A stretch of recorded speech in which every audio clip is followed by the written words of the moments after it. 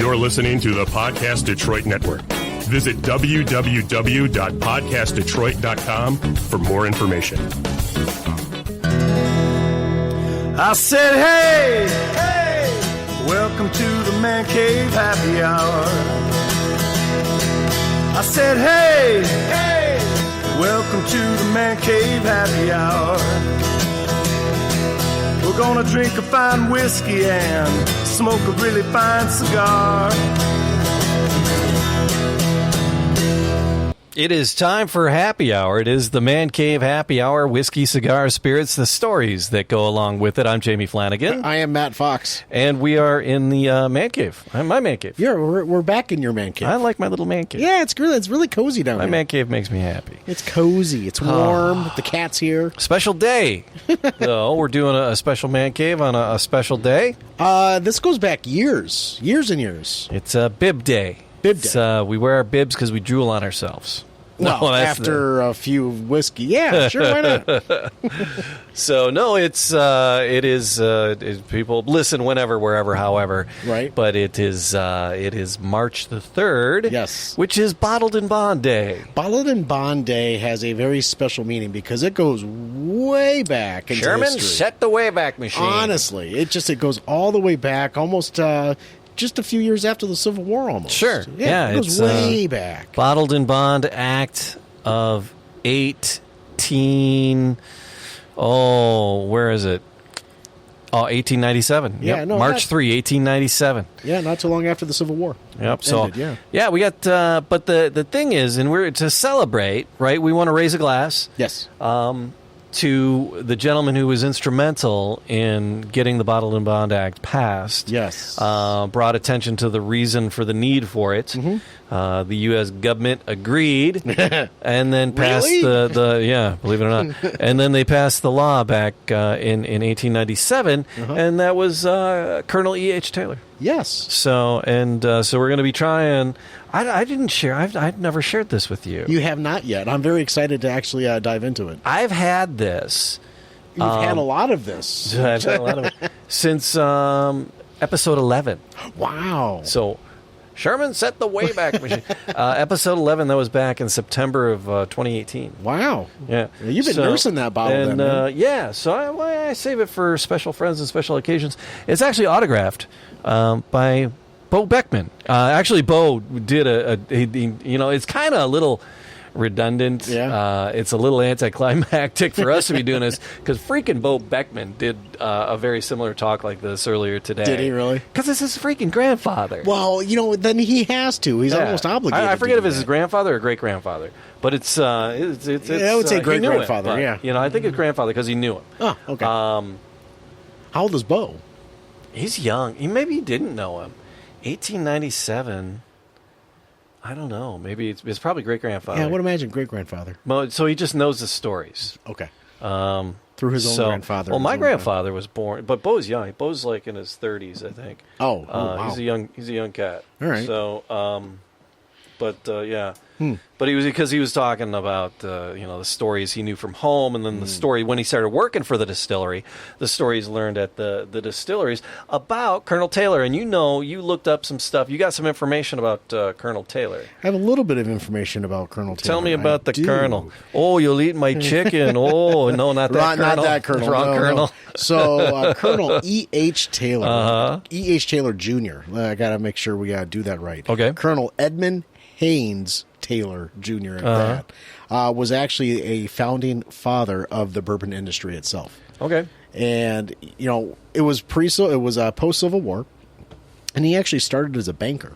Oh. Which kind of, holds near and dear to my heart, because that's what I do on a daily about, as a banker. But he was one of the founding fathers of the bourbon of the entire industry. The industry, yeah. Yeah, and his first distillery that he bought was the OFC distillery, which is Old Fire Cooper. You down with Old Fire Cooper? You know me. You down with OFC? You know me. Yeah, but that eventually did become Buffalo Trace. Right? Responsible for many yummy, delicious, fun, and expensive things. But, he was, and I'm sure you're going to share some information about him and what some of his crowning achievements that he did have in his lifetime in the industry itself. I don't know. Nope, you got nothing? I thought you had him. Well, I got lots. But, all right, yeah, go ahead. I just had the law itself. I was. You got the law. Okay. Yeah. So starting as a banker, he actually helped the organizations on the financing side of the distilleries, and a few of them are still in operation today. As a matter of fact, so he's had his hand in a lot of things over the years. In his lifetime, I should say. Some of the very unique procedures and processes. Yeah, he actually, when he was getting into this, he actually became personally acquainted with a number of whiskey distillers and distilleries, being as a banker. Yeah. So he, in 1869, he purchased the Leestown Distillery that he then christened the OFC. Right, okay. And that was his first time into owning his own distillery. And he made an immediate mark because of some of the things that he brought to the industry itself. So what was one of the unique thing that he did? Well, the copper fermentation tanks. He brought that. It was one of the prominent fixtures with those copper fermentation tanks. And the copper pipe, and that was Correct. that was kind of something that was like. Yeah, the uniqueness that he brought in. The column stills even. Yep, he was one of column those. stills, he did that as well. The modernization of the buildings, and a few of those buildings are still in operation today. They are, and Bo was ranting about it. We're going to talk about it if you go back to episode 11, our conversation with Bo, and then Buffalo Trace does some great little videos and things, and so you can hear them. But yeah, so it's one of the building that if you're at the visitor center there, you look across, and it's still right there with the big old OFC up on top of it. Nice. So it's right. It's all still there. A lot of it's still in use. Yep. First of its kind and steam heating system for a sour mash technique. He was one of the pioneers in that regard as well. Right. But, he was actually a skilled politician at the same time, and it was actually instrumental in fighting for the higher standards for bourbon. And that's where the law comes into play. Correct. Because it was like 1897, and prior to that, because the law was passed in 1897, it was the Wild West, literally. And when it came to bourbon, it really was the Wild West in spirits. There were some guidelines as to what made bourbon, but when you walked in someplace and ordered up a bourbon, you had no idea what you're getting. Because a lot of times they would get a keg or a cask, right? And it would be like in a general store or at a bar, and there would just be this big keg, and they would open up the keg and fill a bottle, just a plain bottle. Right. And a lot of times what was happening was there was just some, clear distillates like vodka, and they would color it with things to make it. And there were actually books put out, How to Imitate Bourbon. And there were actually books available at the time about, and some for the coloration. I throw up in my mouth every time I hear it. Tobacco juice. So they take vodka with tobacco juice for the coloring. And then they add some flavorings to bring it closer to a bourbon taste. And there might be a splash or a dash of bourbon in there, like Bill Murray pouring the tab into his, just a little splash there, right? So, so it's so Colonel Taylor saw that as not really great for his business of making fine quality bourbon, putting all this effort into these procedures and things. Right. So, he uses political wit and skill and was able to get the Bottled in Bond Act passed. And the thing about it was the first standard for food or beverage in the United States. So this was the first. Let's get our bourbon straight first. We'll get to meats and vegetables later. We have some priorities going on here. Let's get our bourbon standardized and safe first before we start messing around with like meats and milk. And so the Food and Drug Administration wasn't really doing anything. This was the first thing to happen, which is fantastic. So they got this passed. I pulled a lot of information from the Distillery Trail and then at the other website, distilling.com. So they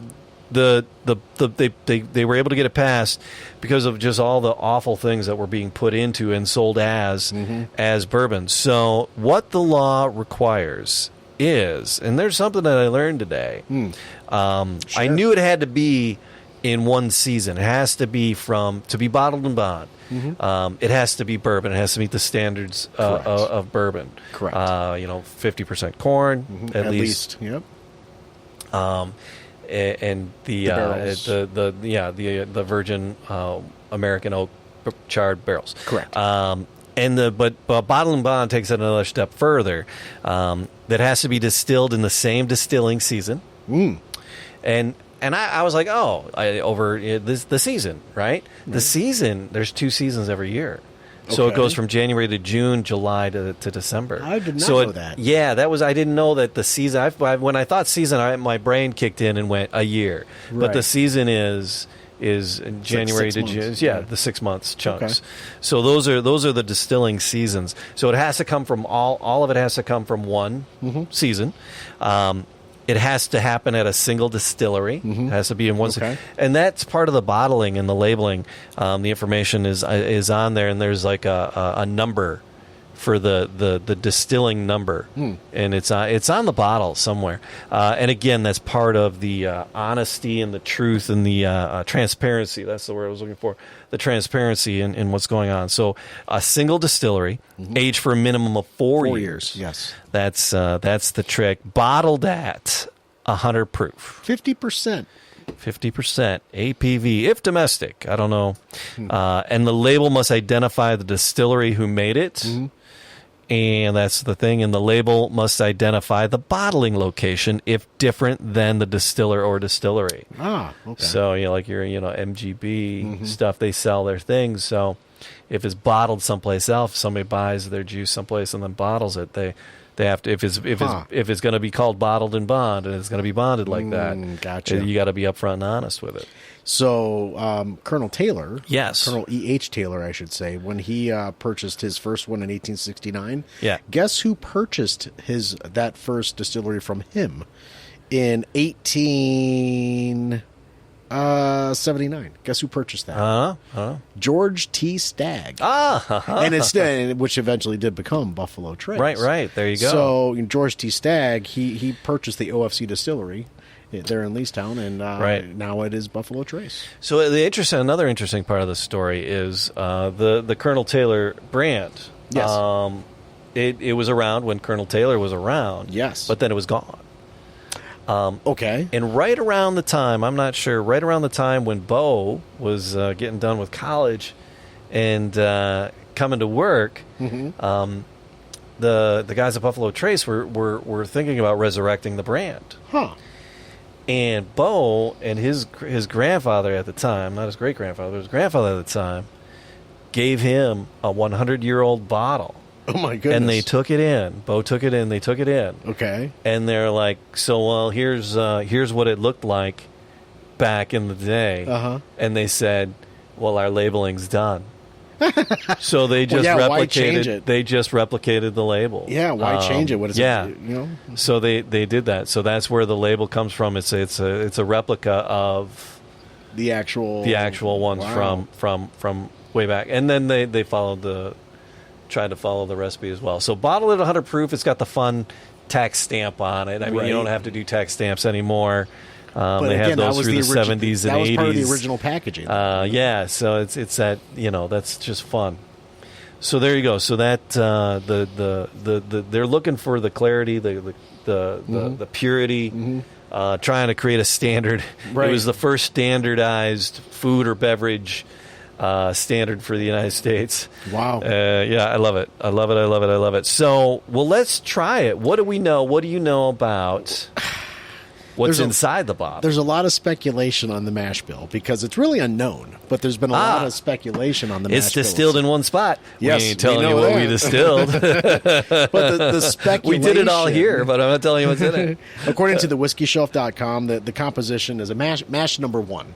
Right, and that was kind of what Colonel E.H. Taylor is known for is mash number 1. Right. But it's speculated as far as the mash bill goes to be 75% corn, 10% rye, and 15% barley. Whoa, okay. Right, so you're going to get a little bit of warmth on there, but you're really going to get that real unique feel from the barley itself. So 18, we're 21. This is 2.5 years. I've had this for 2.5 years. All right.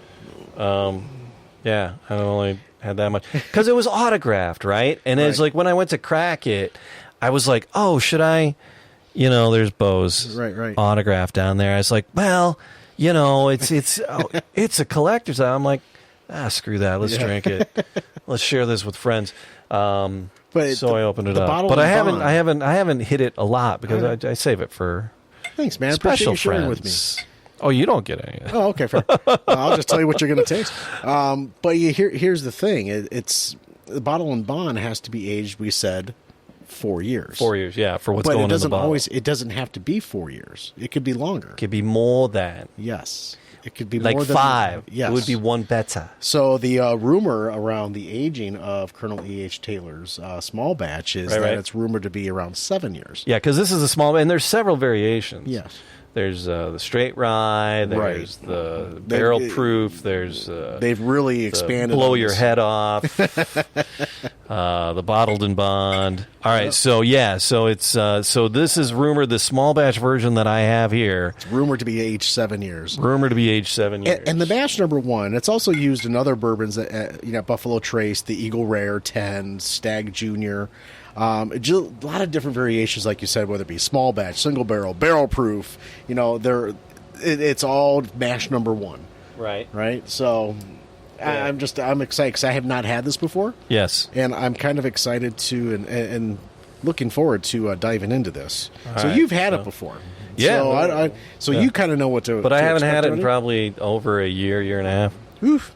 So we've been drinking so many things. We've been having so many great adventures on the Man We Cave. We really have. We got some great adventures coming up too. Yes, there's some wonderful things on the horizon. Follow us on Facebook and Twitter to catch all those shenanigans as they happen. Yes. So I'm nosing this for the first time, but those legs that are just sticking to the side of the Glencairn. Sticky. It's very sticky. The oils sticky, are definitely there. Sticky. So, all right. So I have to. I got to share something. I had licorice earlier today. Okay. I had some Twizzlers, and strawberry Twizzlers. Okay. So immediately when I'm nosing this, I'm kind of getting a cherryish Twizzler feel from it. Okay. I don't know if it's because I had the Twizzlers earlier, or if licorice is a part of. Yeah, I don't know. What I'm smelling. I ate a bunch of Swedish fish. I did. I was jamming on the Swedish fish earlier. Are you getting a little bit of licorice out of that? No, I don't know what I'm getting. Maybe my honker isn't working. It's big enough. It's not the vid. I hope not. I hope it's not the vid. But I'm a big fan of grapes. Yeah. I'm not a big fan of raisins, but I'm actually kind of getting some little bit of raisins out of this. Yeah. Oh, you're getting raisins out of it? Yeah. Just very very small hint of raisins. Okay. Of course, the caramels there. That definitely that's a staple. Yeah. But there's something else in there I'm trying to figure out. I can't figure if it's kind of the orange family, but more of not necessarily orange, but more apricotish maybe. Okay. Kind of getting that too. So I'm getting it's a fruit. What I'm getting is a fruit, but and I had a couple of like Tangelos earlier today. Yeah. I had the Swedish fish and the Tangelos. So I'm diving, man. All right, it's enough of the nosing. Let's have a sip. So happy Bottled and Bond Day. Cheers. Cheers. I almost took a drink without cheers in that. My bad.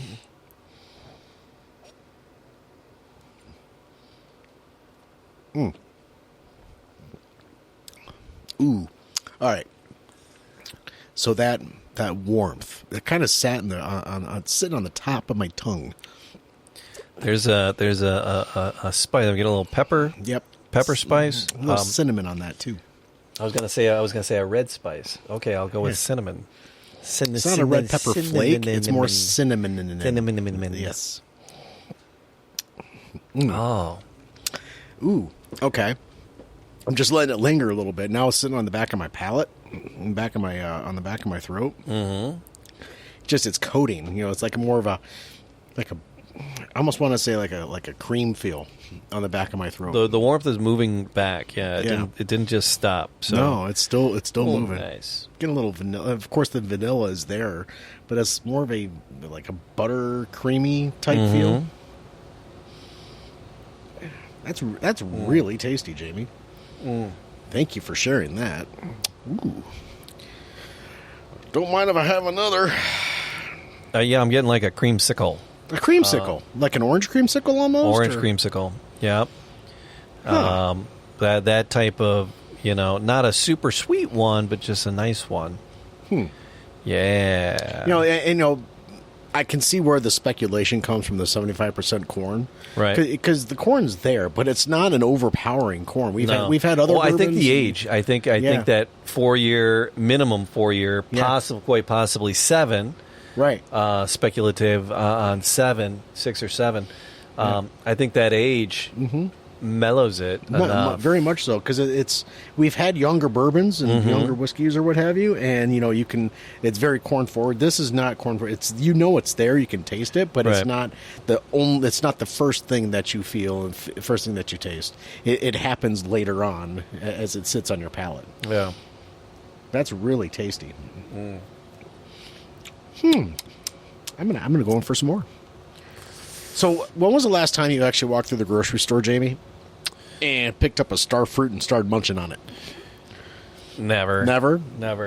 You should get a star fruit sometime. Yeah? And just cut it up and munch on it, just to expand your palate into some other, fruits that you have never had before. Right? And they talk about that, to expand your palate, to just, because you can't go into the grocery store now and start, picking things up and smelling it. You get kicked out. Yeah. But you know what? Go purchase one thing. She screamed last time I did that. That bagging girl is cute. That's messed up. I don't care who you are. Security, check out aisle 19.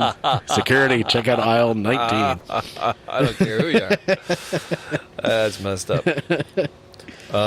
No, but that's what they say. Just go and find something that you've never had before, bring it home, cut it up, munch on it, taste it, and just kind of see what you get later on. As you are trying new experiences and new bourbons, or even your existing stash that you have here. Yeah. You might pick something else out, right? Because it's always changing. Always learning, always growing. So, Matt, there we go. It's Raising a Glass, Colonel E.H. Taylor, the work he did. Yes. To get that standardized bottled and bond passed back in 1897 on March the 3rd. So, thank you, sir. Thank you. Thank you guys for hanging out, watching. Yeah. Matt, thanks for your camaraderie. Yeah, your friendship is amazing. Appreciate it. Cheers. Cheers.